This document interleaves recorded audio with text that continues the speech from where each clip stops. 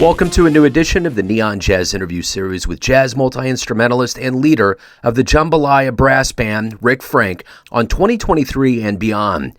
We initially caught up with Rick in 2018, and so much has happened since then. Along with the pandemic, he was diagnosed with cancer and has gone through quite a bit to get his strength back and up and ready to go in this new 2023 year.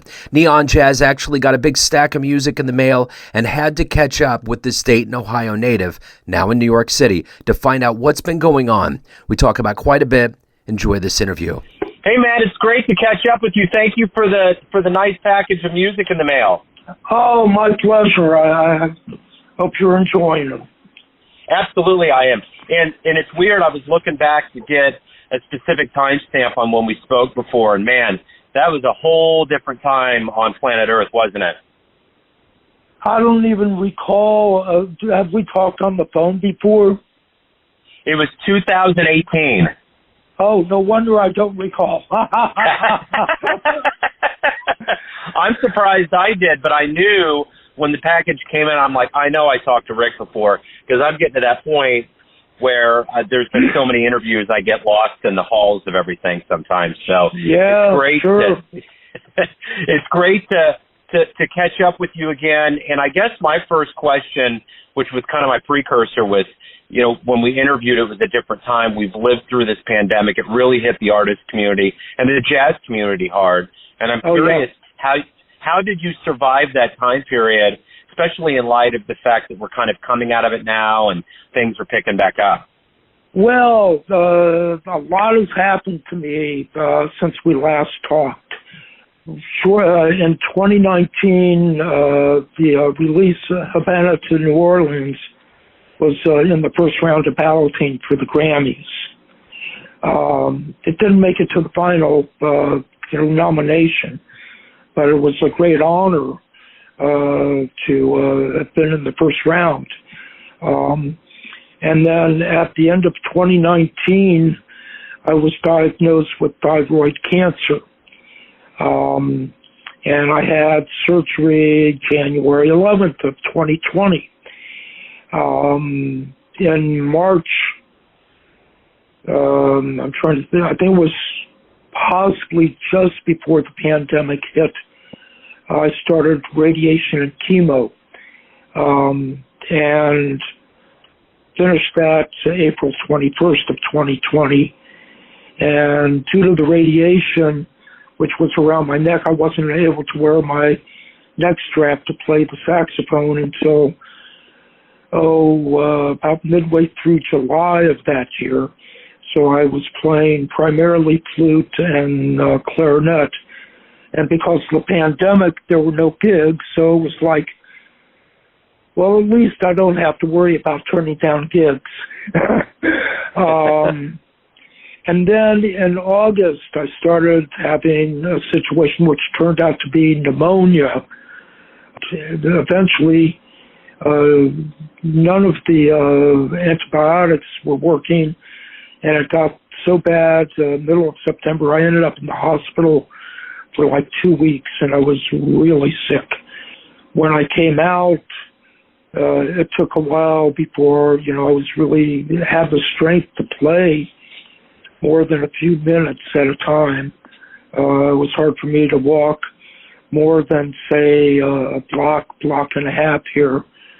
It's taken a while to get my strength fully back, but the band has been maybe a year and a half or something. We've been doing some gigs, but they were all outside, except for one last spring. We did one in a club, but we were doing memorials or jazz funerals outside. In fact, we just did one not quite a month ago, or maybe it was about a month ago. And it's been slow to come back. Also, I guess it's almost a year. I switched managers. It's still a slow go. I'm doing, some hustling on my own locally. It's just very slow for us right now. But I'm getting lots of ideas for new compositions and just sort of keeping them stored in my head for the moment. Hopefully, within the next few months, I'll actually start writing again with all that. So how do the crowds feel? Do the crowds feel different now? No. I mean, the jazz funerals that we did, we had, the first one we did, which was more of a memorial, we had a good crowd following behind us, during the second line. And it was joyous, and, people were outdoors, so they weren't concerned. And also, I think it was at a point where the pandemic there was sort of a lull in it before it was a year ago this last August, I believe. And there was a lull before there was an uptick again in the fall. And then the one we just did up in the Bronx, small but joyous. The woman who had passed away was born and raised in New Orleans, and so it was her desire to have a second line. And discussing the repertoire with the family, I said, do you want religious material? Do you want the slow, a dirge first, and then we break into more up-tempo things? No, it doesn't have to be religious. We don't want anything slow. We're party people. We want to be dancing. We want to, be celebrating. That's what we did, and they loved it. And it was a wonderful, beautiful event. The crowd that we had when we played at Chelsea Stage and Table, or maybe it's Table and Stage, I think. Very receptive, a small crowd, but enthusiastic. So that's been very good, There's not as many venues here at the moment that are reincorporating or incorporating music still. So basically the outlook for this year is, you want to start writing, hopefully getting some gigs put together. That's kind of the goal. You kind of looking forward to the possibility of, with the warm weather and the year moving on, that things are going to kind of ramp up in a really good, positive way. You're going to be in a healthier way as well. Yeah, well, my health is really good at this point. I'm cancer-free. My doctors only want to see me once a year. Due to the radiation, I have some swallowing issues that I'm going to have a procedure done in about, not even a month, about 3 weeks. That should help that, but it hasn't affected my blowing at all. Been doing a lot of practicing. I've got actually a gig coming up with a chamber trio that I've had. We've resurrected it after 40 years. So I'm going to be going down to Florida to do this benefit with the trio. It's called the Times Trio down in Boca Raton, for an orchestra down there that's doing a fundraiser, and they're auctioning off a painted violin. And so the chamber trio is flute, violin, and cello, and I'm playing flute in the group. We were very active here in New York City in the early 80s, and at that time, chamber music or classical brunches were a big thing. So we had a steady brunch gig, we had a steady church gig, there were lots of parties, private parties. We did a lot of work at that point.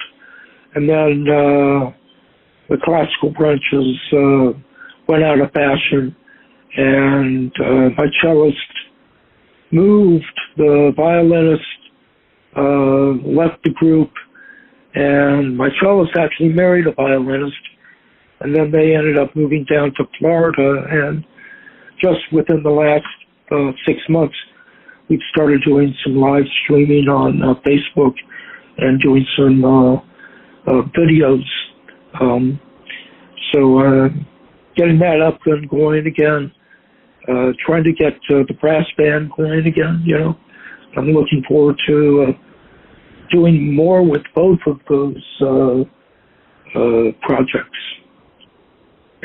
So as we look into this new year, where is the best place for anyone to get any updates on, any gigs, any recordings that might be coming up, anything related to Jambalaya or what you're up to? Where can they go? For Jambalaya, the best place is the website, www.jambalayabrassband.com.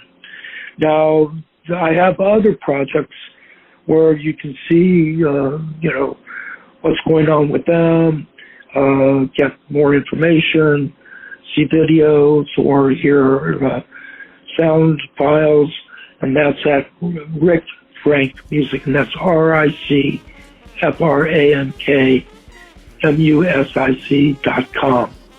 Beautiful, Rick. Hey, thank you again for sending over the music. It's wonderful to catch up with you in a much better place here in 2023, and I look forward to spinning this on the show and hopefully talk to you down the line.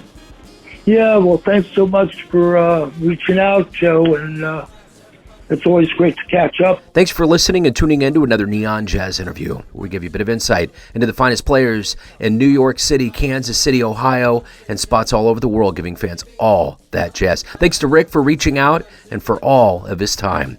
If you want to hear more interviews, go to Famous Interviews with Joe Domino in the iTunes Store or Spotify. Visit Neon Jazz at YouTube.com, and for everything Neon Jazz all the time, go to the neonjazz.blogspot.com.